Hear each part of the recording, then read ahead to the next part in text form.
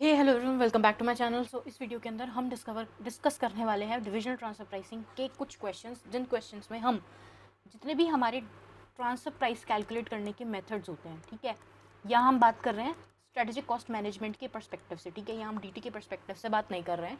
तो एससीपीएम में divisional transfer price calculate करने के जितने मेथड्स होते हैं हम उन सबको कवर करेंगे। अब इस पार्ट में सबसे पहले हम क्वेश्चन नंबर 1 करेंगे, जिसके अंदर जितने भी हमारे बेसिक पार्ट्स है, जैसे मार्केट बेस्ड हो गया, मार्जिनल कॉस्ट बेस्ड हो गया, फुल कॉस्ट बेस्ड, ठीक है, कॉस्ट प्लस, नेगोशिएशन, गोल कॉन्ग्रुएंस वाले, ये वाले हम एक बार करके कवर करेंगे, जिसमें बेसिक आपको हर कंसेप्ट का, हर मेथड का पता चल जाएगा।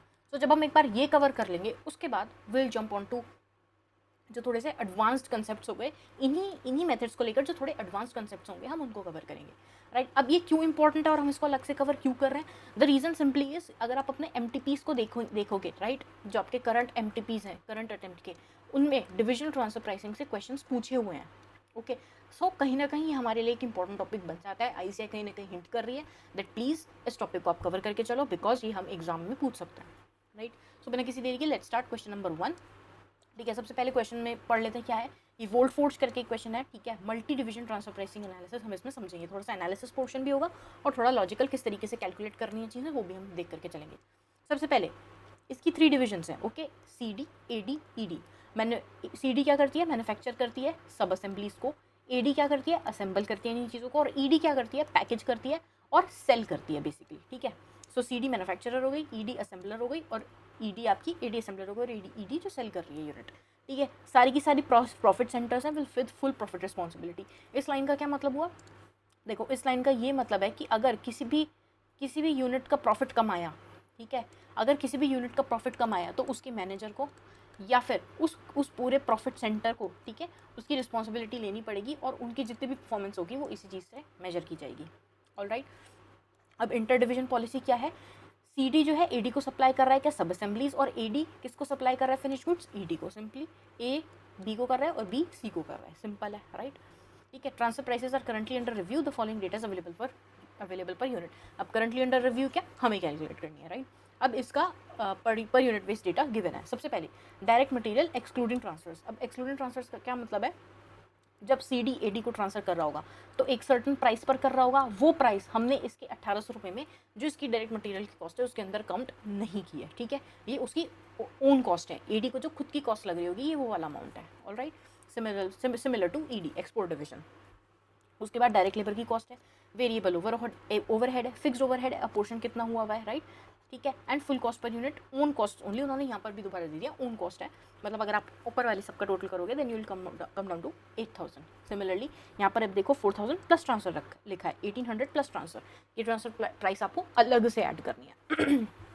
उसके बाद एक्सटर्नल मार्केट प्राइस, जो एक्सटर्नल मार्केट प्राइस जिस पे सी डी डिवीजन अपना सेल कर रही है, ए डी अपना सेल कर रही है और ई डी जिस पे सेल कर रही होगी, राइट, वो सारी चीज़ें गिवन है यहाँ पर हमें, ठीक है। और नीचे कंपेरेबल मार्केट प्राइस, ये क्या बता रहा है? कंपेरेबल मार्केट प्राइस अगर इंडिपेंडेंट जाकर एडी डिवीजन बाहर से सीडी जो सब असेंबलीज प्रोड्यूस कर रही है वो खरीदेगी तो फिर उसको कितने प्राइस में पड़ेगी, राइट। सिमिलरली ईडी जो ईडी सब असेंबलीज को असेंबल करके दे रही है तो वो बाहर जाकर खरीदेगी तो उसको क्या प्राइस पड़ेगी। तो इसलिए comparable market price and external market price जिस पे सी डी एडी ऑलरेडी सेल कर रहे हैं अपना प्रोडक्ट। एनुअल कैपेसिटी उन्होंने दी हुई है सी डी और ए डी की दोनों। इफ़ यू सी डी की कैपेसिटी 2 लाख यूनिट्स है और एडी की कैपेसिटी 1.5 लाख एंड ईडी की capacity 1.2 lakh. Annual external demand भी गिवन है 90,000, 80,000, 1,20,000 and selling and distribution cost भी गिवन है एक्सटर्नल, ठीक है, इतनी। अब सेलिंग एंड डिस्ट्रीब्यूशन कॉस्ट क्या होती है? देखो, selling and distribution cost basically आपको तब इनकर करनी पड़ेगी जब आप जो भी मटेरियल है वो मार्केट के अंदर सेल कर रहे होगे, राइट, मार्केट के अंदर। अब मार्केट में हमारी डिविजन्स भी है, एडी भी एग्जिस्ट कर रही है, ईडी भी एग्जिस्ट कर रही है, राइट। तो जब हम ईडी और एडी को let suppose inter divisional transfers कर रहे हैं तब मुझे सेलिंग एंड डिस्ट्रीब्यूशन एक्सपेंसेस नहीं लगेंगे। वाई? क्योंकि वो मेरी सेम यूनिट है, उसके अंदर मुझे कोई डिफरेंस नहीं आएगा। बट अगर मुझे बाहर करने होंगे तो मुझे मार्केटिंग करनी पड़ेगी और उसकी सारी चीज़ें करनी पड़ेंगी, राइट। तो इसलिए मुझे वाले एक्सपेंसेस वहाँ पे इनकर होंगे। अब एडिशनल इन्फॉर्मेशन दी हुई है, C D has a firm order from A D of 70,000 units in this year and can sell remaining capacity externally. तो वो कह रहा है कि देखो, इस चीज़ को थोड़ा सा एनालाइज करते हैं। सी डी की एनुअल कैपेसिटी कितनी है? 12 लाख। सी डी की एनुअल कैपेसिटी 2 लाख है, सर 12 लाख यानी 2 लाख यूनिट्स है। उसकी एक्सटर्नल डिमांड कितनी है? 90,000। और उसको एडी से कितना ऑर्डर आया है 70,000। इफ़ वी सी अगर वो एडी को भी बेच दे अपना सामान, ठीक है, सब असेंबलीज एडी को भी सेल कर दे, और जो बाहर मार्केट में सेल कर रहा है 90,000 यूनिट्स वो भी सेल कर दे, तो भी उसके पास एक चंक ऑफ अमाउंट बचेगा। कितना? देखो 70 के प्लस 90 के कितना हो गया 160 के, राइट, मतलब 1.6 लाख यूनिट्स हो गए। और उसकी एक्चुअल एनुअल कैपेसिटी कितनी है 200 के, मतलब 2 लाख यूनिट्स, यानी कि अभी भी उसके पास 40 के का बैलेंस बच रहा है, जो कि एक्सेस कैपेसिटी है उसकी, राइट, एक्सेस कैपेसिटी है। तो अगर हम देखें, देखो एक और प्रिंसिपल यहाँ पे ध्यान रखना है आपको कि जब भी आप इस कैपेसिटी में से कैलकुलेट करोगे ना, तो सबसे पहले जो इंटरनल फर्म की इंटरनल कैपेसिटी है, राइट, ये 7 lakh rupees, sorry 70,000 units internal है। सबसे पहले आप इसको माइनस करोगे, ठीक है, इसको हटाना, एंड देन उसके बाद देखना कि मार्केट में आपके पास कितना सेल करने के लिए रहता है। क्योंकि अगर आपको ये निकालने के लिए आ जाए कि find the opportunity cost foregone, opportunity, और ये कैसे opportunity cost of contribution foregone, तो इसका क्या सेंस बनेगा कि अगर मान लो इसके पास कैपेसिटी सिर्फ 1.5 लाख यूनिट्स की होती, ठीक है, इंस्टेड ऑफ 2 लाख उसके पास कैपेसिटी 1.5 लाख यूनिट्स की होती, तो क्या होता? तो भाई हम देखते कि भाई 70,000 अगर उसने मान लो एडी को दे दिया है, तो उसके पास 20,000 कितना बच रहा है 80,000 बच रहा है, राइट, और मार्केट में कितना है 90,000, तो उसको 10,000 यूनिट्स का अपना कंट्रीब्यूशन फोरगो करना पड़ेगा, राइट, इसका कंट्रीब्यूशन उसको फोरगो करना पड़ेगा। तो ये मेरी अपॉर्चुनिटी कॉस्ट बनेगी, और इसकी हेल्प से हम आगे चल के कोई डिसीजन, कोई एनालिसिस हमें करना है, डिसीजन लेना है, उसके लिए मुझे हेल्प करेगा। अगर हम जाएंगे आगे चल के रेलिवेंट कॉस्ट वाले पोर्शन में, तो वहाँ पे ये चीज़ बहुत काम आएगी, ठीक है। तो मैंने आपको वहाँ से थोड़ा सा हिंट दे दिया इस चीज़ का, बट अभी के लिए हमारे लिए ये रेलिवेंट नहीं है, ठीक है। अभी के लिए हमारे लिए क्या रेलिवेंट है कि भाई हमारे पास 2 लाख यूनिट्स ऑलरेडी अवेलेबल हैं, 2 लाख यूनिट्स ऑलरेडी अवेलेबल हैं, 2 लाख यूनिट्स की मतलब बेसिकली कैपेसिटी अवेलेबल है, 90,000 हम मार्केट में सेल कर सकते हैं, और 70,000 का मेरे पास ऑर्डर आया है कहाँ से, ईडी से। और एडी के पास ऑर्डर है ईडी की तरफ से कितने का 50,000 यूनिट्स का। और अगर हम देखें तो एडी के पास कितनी यूनिट्स अवेलेबल है 1.5 लाख, बट उसकी एक्सटर्नल डिमांड कितनी है 80,000, तो उसके पास भी आराम से कैपेसिटी बच रही है। इसकी तो जितनी कैपेसिटी है उतनी एक्सटर्नल डिमांड है, because this is just a selling unit, ठीक है। एक्सटर्नल लाइन भी दे दी, selling and distribution cost are not incurred और on inter divisional transfers. A variable cost of CD represents the marginal cost of producing sub assemblies, ठीक है। तो मतलब वो बेसिकली बता रहे हैं कि सीडी की जितनी भी वेरिएबल कॉस्ट हो गई, तो if you calculate variable cost of CD अगर मैं निकालूँ तो मेरे पास कितनी आएगी 3,200 प्लस 2,400 प्लस 800, ठीक है। हम ये नहीं लेके चलेंगे क्योंकि इंटरनल डिविजनल ट्रांसफर की हम बात कर रहे हैं, तो यहाँ पे मेरे पास कितना आ जाएगा 4,400 पर यूनिट की मेरे पास वेरिएबल कॉस्ट आ गई।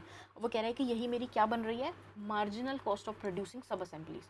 So this implies that marginal cost is equal to variable cost is equal to 4,400. All right.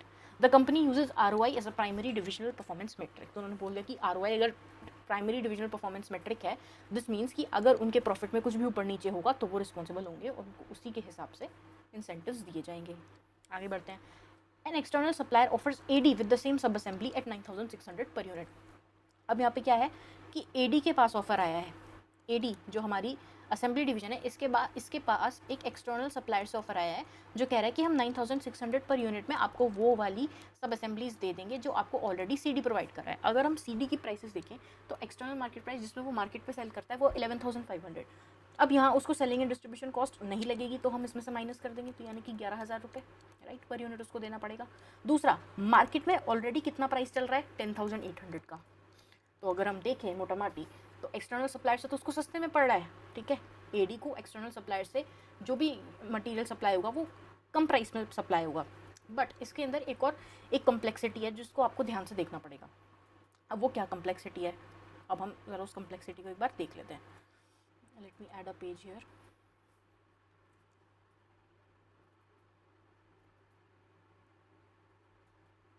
देखो, सपोज दैट ये एडी का प्रॉफिट है, ठीक है, एडी का अकाउंट है, सॉरी पहले सीडी बनाते हैं देन एडी, ठीक है। This is CD and this is AD. Suppose यहाँ पर ट्रांसफ़र हो रहा है, ठीक है, ट्रांसफ़र हम किससे ले रहे हैं सीडी से ले रहा है एडी, ठीक है। सो इसकी कॉस्ट कितनी आ गई, चलो छोड़ो ऐसे देखते हैं, इसकी ट्रांसफर प्राइस क्या आ गई, डिविजनल ट्रांसफर प्राइस जो ये एडी को ट्रांसफर कर रहा है, लेट्स सपोज जो वो मार्केट में सेल करता है उस पर कर रहा है 10,800 पर, ठीक है, मार्केट में मतलब जो प्राइस अवेलेबल है उस पर सेल कर रहा है, टीपी उसकी 10,800 आ गई, ठीक है। उसके बाद उसको कॉस्ट कितनी लग रही है यहाँ पे, अभी हमने ऊपर कैलकुलेट की थी, which was nothing but sorry 4,400 नहीं 6,400 है, या राइट, आई वाज लाइक 6,400 ठीक है, हो जाती है छोटी छोटी गलतियाँ, 6,400, ठीक है। उसके पास कॉन्ट्री कितना बचा, it is nothing but 4,400, right, 4,400 उसके पास कॉन्ट्रीब्यूशन आ गया। क्या हो रहा है ये, 4 क्यों नहीं बन रहा, ठीक है, 4,400। अब अगर मैं एडी की बात करूँ, एडी कितने कितने में सेल करेगा अपना मटेरियल, उसकी तो सेलिंग प्राइस चेंज नहीं होने वाली, ठीक है। अभी हम सिर्फ उतने में ही बात करेंगे, इन दोनों का इम्पैक्ट बात करेंगे, एडी को भी हम काउंटिंग में ले नहीं रहे, राइट, 17,200, राइट। तो इसकी सेलिंग प्राइस हो गई 17,200, लेस वो अपनी कॉस्ट, उसको कितनी कॉस्ट लग रही है, कहाँ गया, 1,800 प्लस 1,400, मतलब ये कितना हो गया 2,000, 3,800, राइट, 3,800। अभी फिक्स कॉस्ट को हटा देते हैं, 3,800, राइट, ये माइनस हो जाएगी, और क्या लेस होगा, ट्रांसफर प्राइस जो उसने यहाँ से लिया, राइट, ये वाली प्राइस कितनी है 10,800। अगर मैं बात करूँ तो तेरा कितना हो गया 13,000, 14,600, और 14,600 माइनस कितना आ गया ये 17,200 minus 10,800 minus 3,800 which is nothing but 2,600, right. अगर मैं देखूँ नेट प्रॉफिट ऑफ कंपनी, जब कंसोलिडेटेड अकाउंट्स बनेंगे पूरी कंपनी के, अभी हम कह रहे हैं ईडी डिवीजन एग्जिस्ट नहीं करते, सिर्फ सीडी और एडी है, तो सेलिंग प्राइस क्या रिकॉर्ड होगी 17,200, कॉस्ट क्या रिकॉर्ड होगी, क्या ये ट्रांजैक्शन और ये ट्रांजैक्शन कैंसिल आउट हो जाएंगी, राइट, मेरे पास कॉस्ट कितनी बचेगी, this cost and this cost which is nothing but 3,800 plus 6,400 which is 10,200, right, 3,800 plus 6,400 या 10,200, मेरे पास 2,600, राइट। अगर मैं देखूँ नेट प्रॉफिट ऑफ कंपनी, जब कंसोलिडेटेड अकाउंट्स बनेंगे पूरी कंपनी के, अभी हम कह रहे हैं ईडी डिवीजन एग्जिस्ट नहीं करते, सिर्फ सीडी और एडी है, तो सेलिंग प्राइस क्या रिकॉर्ड होगी 17,200, कॉस्ट क्या रिकॉर्ड होगी, क्या ये ट्रांजैक्शन और ये ट्रांजैक्शन कैंसिल आउट हो जाएंगी, राइट, मेरे पास कॉस्ट कितनी बचेगी, this cost and this cost which is nothing but 3,800 plus 6,400 which is 10,200, right, 3,800 plus 6,400 या 10,200, मेरे पास कॉस्ट कितनी आ गई 10,200 की, मेरे पास प्रॉफिट कितना आ गया 7,000 का आ गया, इन दोनों का ज़रा एडिशन करो 6,000 और ये कितना आ गया 7,000, राइट, इन दोनों का अगर मैं ऐड करके निकालूँ तो 7,000 आएगा, तो यानी मुझे कोई इम्पैक्ट नहीं पड़ा, मेरे डिविजनल ट्रांसफर प्राइसिंग से भी सेम इम्पैक्ट आ रहा था और यहाँ पे भी सेम इम्पैक्ट आया। अब अगर हम ये सिनेरियो लें that transfer is not happening, हम क्या ले रहे हैं एक्सटर्नल सप्लायर से एडी ले रहा है, सो सीडी का तो सिमिलर कैरिकेचर रहेगा, ठीक है। अब सीडी का क्या कैरिकेचर हो जाएगा, लेट्स सपोज कि वो कंपेरेबल मार्केट प्राइस पे सेल कर रहा है अभी, ठीक है, क्योंकि फिर हमें डिफरेंशियल देखना पड़ेगा, अगर 11,000 पे वो सेल कर रहा है, अभी हम सपोज करते हैं कि वो 10,800 पे बाहर सेल कर रहा है, राइट, उसको कॉस्ट कितनी लगी 6,400, तो उसके पास प्रॉफिट आ गया 4,400 का, ऑलराइट। एडी का क्या सिनेरियो बनेगा, एडी की सेलिंग प्राइस कितनी थी 18,000, राइट, कितनी थी सॉरी 17,200, उसमें से कॉस्ट वो कितनी लेस करेगा, कितनी 3,800 तो उसकी ओन कॉस्ट है, ठीक है, प्लस वो सब असेंबली की कितनी कॉस्ट लेस करेगा, अगर वो बाहर वाली सप्लायर से खरीदेगा तो 9,600, तो मेरे पास कितना आ जाएगा 17,200 minus 3,800 minus 9,600 which is nothing but 3,800 का मेरे पास प्रॉफिट आ गया। अब अगर मैं इन दोनों को ऐड करूं, राइट, तो मेरे पास क्या अमाउंट बनेगा,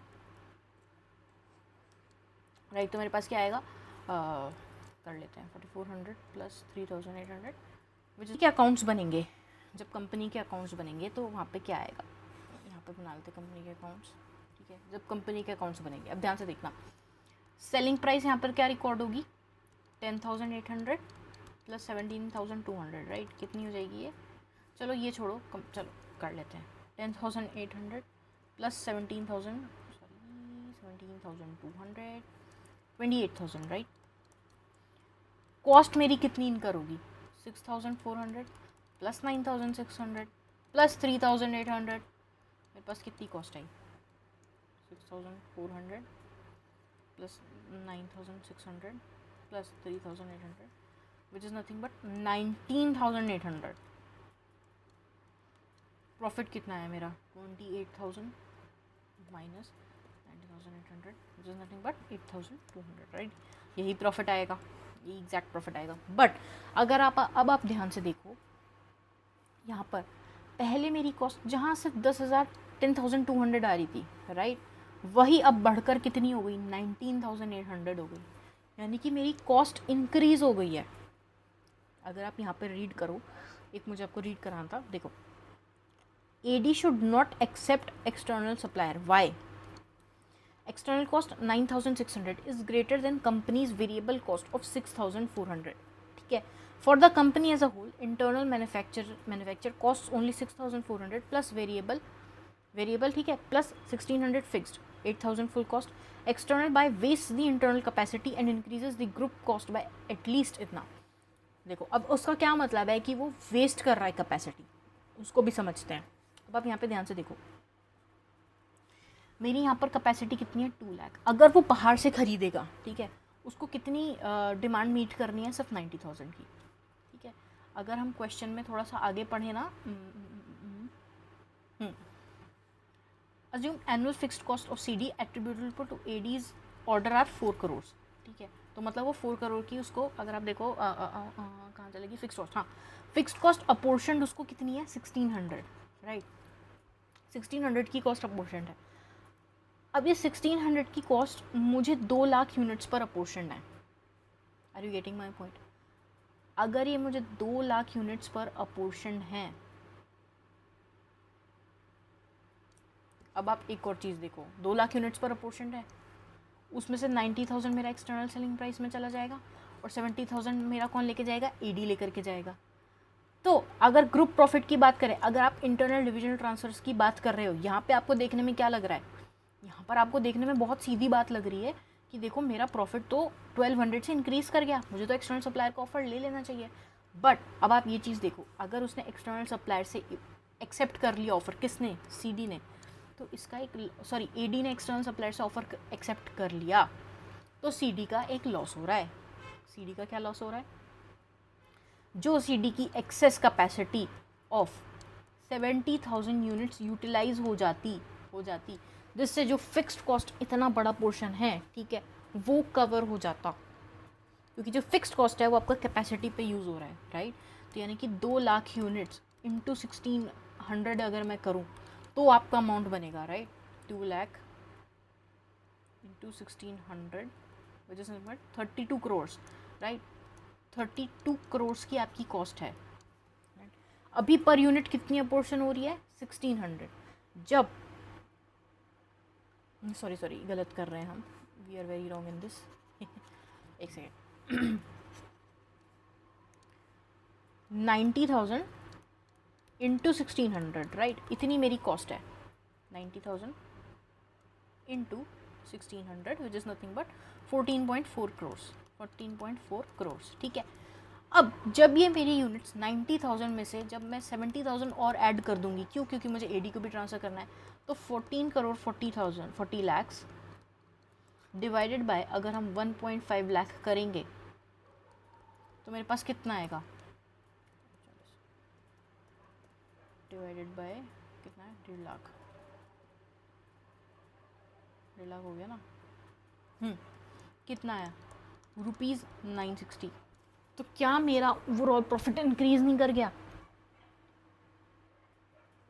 आप खुद ही सोच के बताओ, मेरी जो कॉस्ट अपोर्शन हो रही है, किसको अपोर्शन हो रही है? यूनिट्स को, जो मुझे बेचनी है, वो सिर्फ 960 अपोर्शन हो रही है, और यहाँ पे मेरी कॉस्ट 1,600 अपोर्शन हो रही है। मेरा जो डिफरेंस एक्चुअल में निकल करके आ रहा है वो किस में निकल के आ रहा है? फिक्स्ड कॉस्ट में निकल के आ रहा है, क्योंकि बात यहाँ कैपेसिटी की हो रही है। अगर बात ये हो रही होती कि उसकी कैपेसिटी 90,000 ही है, ठीक है, उसकी कैपेसिटी 90,000 ही है और उसको 90,000 में से ही 70,000 एडजस्ट यहाँ करना है, तब बात बिल्कुल ठीक है कि वो अपना बैलेंस अपॉर्चुनिटी कॉस्ट ऑफ जो उसका कंट्रीब्यूशन है वो क्यों फोरगो करेगा, राइट। वो कह देगा आप बाहर से खरीद लो, ओवरऑल कंपनी पे मेरे इफेक्ट तो पॉजिटिव 1200 का आ रहा है ना, ओवरऑल मेरी कंपनी पे पॉजिटिव 1200 का इफेक्ट आ रहा है, मुझे कोई फ़र्क नहीं पड़ता।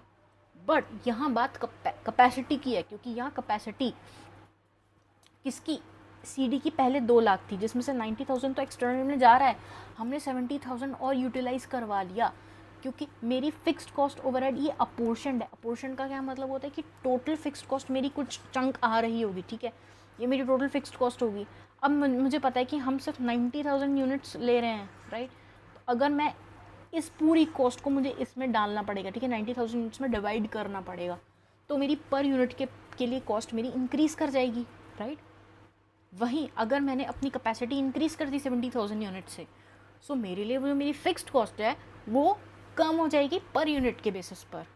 आर यू गेटिंग में? जब इस पैरा को रीड करोगे तब आपको समझ आएगा। देखो, external cost is 9,600 is more than company variable cost of 6,400, right.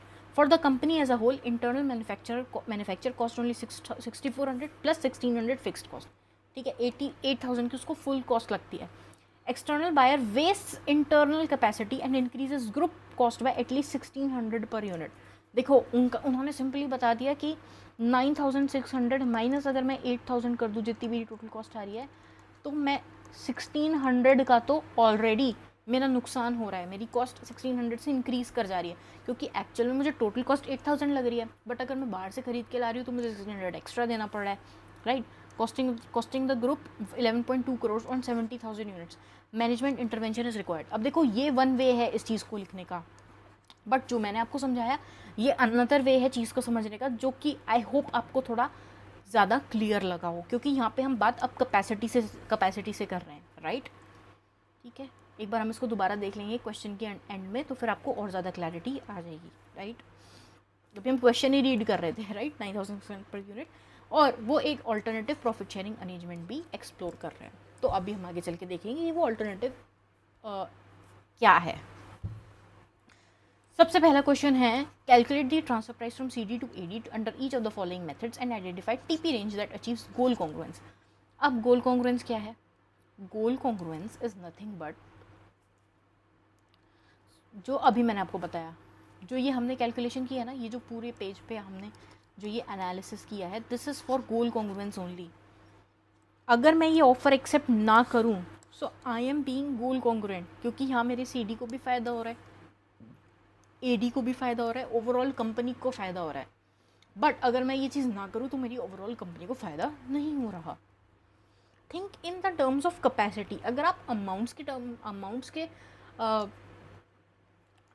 Terms में सोचोगे तो आपको एक्सटर्नल सप्लायर का ऑफर फ़ायदेमंद लगेगा, ठीक है। अगर आप ऊपर से अपेरेंटली देखोगे, apparently we are able to see that 9,600 offer is lucrative, but is it actually lucrative? Because it is actually sparing my capacity of 70,000 units, okay। जहाँ पर मेरी बैलेंस कैपेसिटी सिर्फ 40K यूनिट्स रह सकती थी, वहाँ मेरी बैलेंस कैपेसिटी 110K यूनिट्स रह रही है। मेरी फिक्स्ड कॉस्ट फालतू में लग रही है, जो कि वो खर्च भी नहीं हो रही है, राइट, यहाँ पर, बट वो एक्चुअल में खर्च हो रही है। मैं अब हर यूनिट पे उसको अप्लाई कर पा रही हूँ, एटलीस्ट 1.5 लाख यूनिट्स पर मैं उसको अप्लाई कर पा रही हूँ जा करके। Yes, so selling and distribution expenses आपके वहाँ इनकर नहीं होंगे। सबसे पहले अगर हम मार्केट प्राइस की बात करें तो ये हमने ऑलरेडी डिस्कस कर लिया है, राइट। आपका कितना प्राइस लगेगा? 11,000। फुल कॉस्ट पे आप पूरे कॉस्ट पर बेचते हो, ठीक है, जितनी आपकी टोटल कॉस्ट लग रही है, तो 8,000 मेरी टोटल कॉस्ट आ रही है, सो मैं उस पर ट्रांसफर प्राइस कैलकुलेट करूँगी। मार्जिनल कॉस्ट में सिर्फ जो मेरी मार्जिनल कॉस्ट लग रही है, जो मेरी वेरिएबल कॉस्ट लग रही है, दैट इज़ 6,400, ठीक है। कॉस्ट प्लस 25%, आप टोटल कॉस्ट पे, फुल कॉस्ट पे 8,000 प्लस 25% ऐड कर दो, ये आपकी ट्रांसफर प्राइस बन जाएगी। करंट मार्केट मतलब कंपैरेबल मार्केट प्राइस, ठीक है, 10,800 जो हमारी आर्म्स लेंथ प्राइस है, ठीक है, 10,800 मार्केट में जाता है, तो आप उसी प्राइस पे सेल कर दो। अब नेगोशिएटेड प्राइस क्या है? देखो, नॉर्मली नेगोशिएटेड प्राइस कहाँ मतलब जो प्राइस रेंज है वो कहाँ से कहाँ तक रहेगी। देखो मिनिमम सीडी जो है, सीडी डिवीजन जो है अपनी वेरिएबल कॉस्ट तो कवर करना चाहेगा अपनी यूनिट को सेल करके 6400 तो एटलीस्ट। तो जो मैक्सिमम रेंज हो सकती है वो कितनी हो सकती है, जो वो एक्चुअल में सेल कर रहा है, कितना 11,000। बट अगर मैं गोल कॉन्ग्रुएंसी के प्रिंसिपल पे जाऊँ, एडी वहाँ पर एक अपना काउंटर आर्ग्यूमेंट रख सकता है दैट उसको एक्सटर्नल सप्लायर से 9,600 में एक्चुअल में यूनिट्स मिल रही हैं, तो वो भी 9,600 से ज़्यादा देना प्रेफर नहीं करेगा। So goal congruent range would be 6,400 to 9,600, ठीक है। तो ये रेंज आपकी बन जाएगी। नाउ एक्सटर्नल सप्लायर एनालिसिस वाला हमने कर लिया, स्पेयर कैपेसिटी, अपॉर्चुनिटी कॉस्ट, ये सब हम देख चुके हैं। डुअल रेट में क्या होता है, देखो डुअल रेट में सिंपल है कि आप दो रेट्स लेते हो। एक लेते हो आप लेट सपोज ये सीडी है, ठीक है, सीडी डिवीजन है, and this is your AD division. जो ट्रांसफ़र प्राइस, ठीक है, आउटवर्ड वाला आप सीडी की बुक्स में रिकॉर्ड करोगे, वो आप रिकॉर्ड करोगे जब वो एक्चुअल में सेल कर रहा है। So in this case selling and distribution head expenses minus करके 11,000, राइट। बट एडी की बुक्स में आप ट्रांसफ़र प्राइस की जो कॉस्ट रिकॉर्ड करोगे वो ये 11,000 रुपीज़ रिकॉर्ड नहीं करोगे, वहाँ पे आप सिर्फ रिकॉर्ड करोगे जो वेरिएबल यानी जो मार्जिनल कॉस्ट वाला पोर्शन है, ठीक है। यहाँ पर आप सिर्फ मार्जिनल कॉस्ट वाला पोर्शन रिकॉर्ड करोगे विच इज 6,400। अब इससे क्या होगा, देखो ध्यान से, ठीक है, सीडी की बुक्स में वो वही अमाउंट अर्न करेगा जो अगर बाहर सेल करता तो कितना उसको रेवेन्यू आना था, right. No incentive to resist internal transfers. इससे वो उसको कोई फ़र्क नहीं पड़ेगा कि अगर इंटरनली मुझे ट्रांसफ़र भी करना है तो मेरी बुक्स में तो प्राइस मुझे 11,000 ही रिकॉर्ड करनी है। एडी की बुक्स में क्या होगा, उसको फालतू में एक्स्ट्रा कॉस्ट इनकर नहीं करनी पड़ेगी, ठीक है। जो इंडिविजुअल बुक्स के अकाउंट्स होंगे, इंडिविजुअल सीडी एडी के बुक्स होंगे, उनमें उनको प्रॉफिट ही दिखेगा, ठीक है। उसकी कॉस्ट यहाँ पर कम लगेगी, अदरवाइज उसको 11,000 देना पड़ता। या तो इसकी कॉस्ट लग के इसका प्रॉफिट कम होता, या इसकी सेलिंग प्राइस कम होके इसका प्रॉफिट कम होता, right. AD's cost is minimised, no incentive to source externally. वो बाहर से क्यों लेगा जब बाहर से वो 9,600 में देने को रेडी है, बट उसको घर पे ही 6,400 का मिल रहा है, सो वाई टू गो आउटसाइड, ठीक है। कंसोलिडेशन का जब एलिमिनेशन होगा तब क्या होगा, 6,400 का मेरी कॉस्ट आ गई एंड 11,000 का मेरा सेलिंग प्राइस हो गया, माइनस करके 4,600 का जो ये एडिशनल प्रॉफिट होगा, ठीक है, जो फालतू का प्रॉफिट सीडी की बुक्स में क्रिएट हो रहा होगा, राइट, और एडी की बुक्स में भी क्रिएट हो रहा होगा, वो एलिमिनेट हो जाएगा। नेट इम्पैक्ट हमारा नॉर्मल आएगा जो नॉर्मली आना चाहिए, ओके, राइट। मतलब इस तरीके से ट्रांसफ़र का कोई इम्पैक्ट होगा ही नहीं, ट्रांसफ़र का कोई इम्पैक्ट नहीं होगा, ऑलराइट। और यहाँ से कन्फ्लिक्ट्स भी रिजॉल्व हो जाते हैं। अब जैसे डुअल रेट होता है वैसे ही टू पार्ट होता है। डुअल रेट में क्या है, हम दोनों की बुक्स में अलग अलग रेट्स पर रिकॉर्ड करें, बट टू पार्ट में क्या होता है कि आप दो पार्ट्स में ट्रांसफर प्राइस कैलकुलेट करोगे। एक तो आपका लमसम फिक्स चार्ज कॉस्ट होगा, दूसरा वेरिएबल कॉस्ट पर यूनिट आप चार्ज करोगे। मतलब लेट सपोज कि यहाँ पर फिक्स्ड कॉस्ट उन्होंने बताई थी कि 4 करोड़ की है, राइट, प्लस वेरिएबल कॉस्ट मेरी कितनी थी 6,400 इंटू यहाँ पर हम कितना यूनिट 70K यूनिट्स, ये प्राइस हम जो चार्ज करेंगे, ठीक है, इसको हम डिवाइड कर देंगे 70,000 से, और ये प्राइस हम वहाँ जा करके चार्ज करेंगे किससे, ये सीडी चार्ज करेगा एडी से, right. If you see annual fixed cost attributed to AD, वहाँ पे स्पेसिफिकली गिवन था कि एडी को 4 लाख की कॉस्ट देनी है, तो 4 लाख क्या हो गया मेरा जो ऑलरेडी कॉस्ट इनकर हो रहा है, right. Lump sum charge to AD मेरा यही बन जाएगा 4 करोड़ का। वेरिएबल कॉस्ट 6,400, 70,000 6,400 44.8 करोड़, फिर ये 4 करोड़ प्लस 44 करोड़ 48.8 करोड़, और इसको हम डिवाइड कर देंगे 70,000 से, तो मुझे पर यूनिट की ट्रांसफर प्राइस पता चल जाएगी। इसका क्या एडवांटेज है, ensure CD recovers fixed cost, की फिक्स्ड कॉस्ट भी वहाँ पे रिकवर हो रही है, ठीक है, जो एडी को एट्रीब्यूटेबल है। अब प्रॉफिट शेयरिंग बेस्ड कैसे रहता है, देखो ईडी अब ये अब हमें एक और चीज़ एनालाइज करनी है ईडी और एडी के बीच में। Now if you see ED and AD, अब ईडी पिक्चर में आ गया है। अब ईडी और एडी की बात करें, हाँ, उसको कितनी यूनिट्स का ऑफर आया 50,000 का, तो यानी कि एक्सपोर्ट डिवीजन को 50K यूनिट्स चाहिए किससे, एडी से। अब एडी अगर आप देखो एडी किस प्राइस पे ट्रांसफ़र कर सकता है, एडी कहेगा कि या तो आप 17,200 पर ले लो माइनस 700 यानी कि 16,500, या फिर 18,000। तो 18,000 पर तो वो एक्सेप्ट नहीं करेगा, वो कहेगा 16,500 से ज़्यादा हम आपको नहीं देंगे। और इसकी एक्चुअल कॉस्ट कितनी आ रही है अगर हम ये सब देखें तो 4,800, राइट। तो इसकी रेंज क्या बनेगी, सिंस यहाँ पे कोई एक्सटर्नल ऑफर नहीं है, 4,800 टू 16,500, राइट। इस रेंज में अगर प्राइस जा रही है तो फिर कोई इशू की बात नहीं है। अब अगर हमें इस चीज़ को रेफ़र करना है कि क्वेश्चन में हमें गिवन है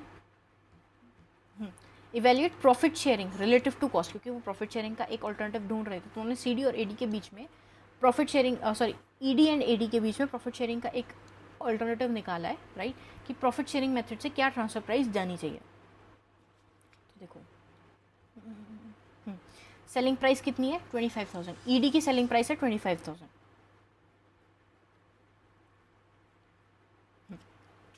ये 25,000।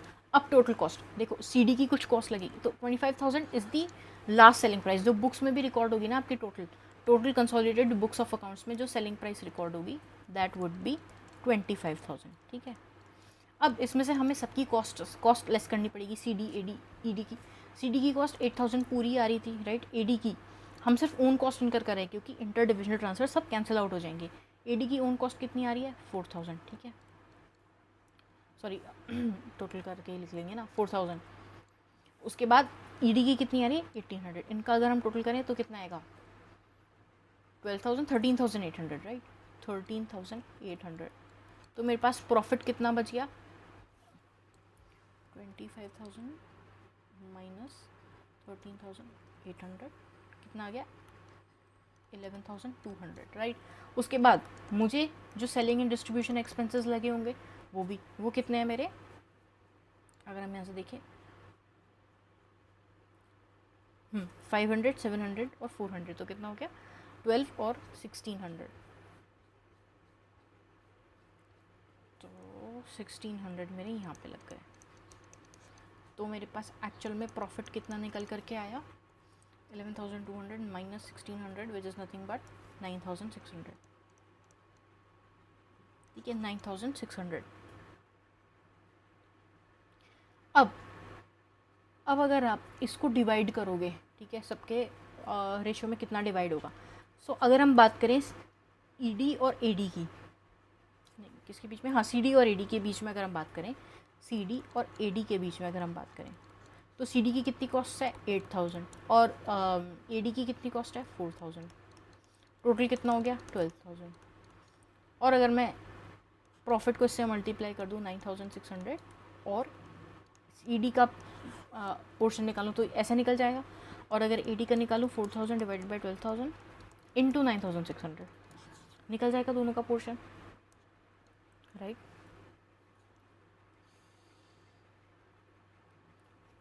सिमिलरली आप ED और AD के बीच में भी निकाल सकते हो,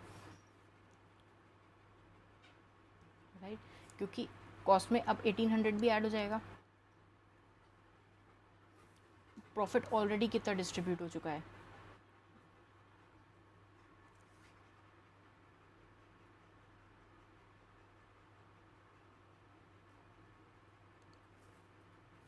देखो टोटल प्रॉफिट है 9,600, देखो टोटल प्रॉफिट है 9,600 का, यहाँ से रिकॉर्ड करेंगे, कपड़ा हो जाएगी वरना।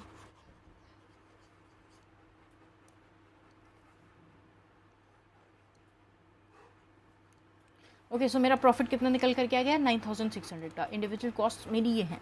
अब अगर मुझे प्रॉफिट शेयरिंग करनी है, देखो कंबाइंड कॉस्ट CD और AD की कितनी आएगी 8,000 प्लस 4,000 की, राइट, 12,000 मेरी कंबाइंड कॉस्ट आ गई।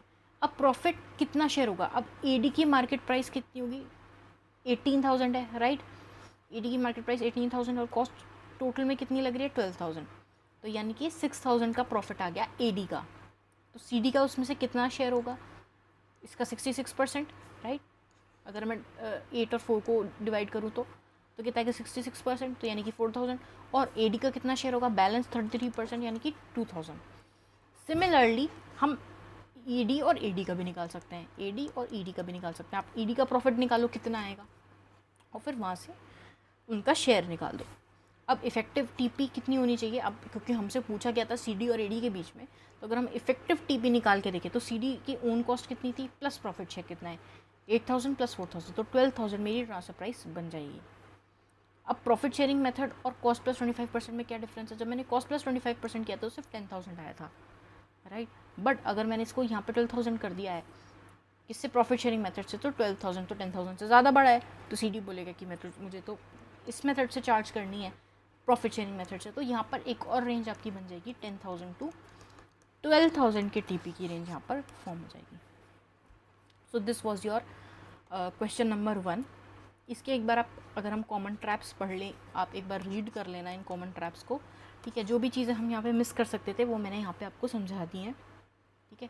2 पार्ट सिस्टम में क्या रहता है, प्रॉफिट शेयरिंग में सेलिंग प्राइस कंसिडर नहीं करना, आपको प्रॉफिट कंसिडर करना है, राइट। और डुअल रेट में failing to note that eliminating journal is required at consolidation, inter company profits must be remove from the group P&L, ठीक है। तो जो हम एनालिसिस ऊपर कर रहे थे तो हमने इंटर कंपनी ट्रांजेक्शन्स को सबको रिमूव कर दिया था। So these are some common traps. तो यहाँ हमारा क्वेश्चन 1 खत्म होता है। अब हम क्वेश्चन 2 पे जंप करेंगे।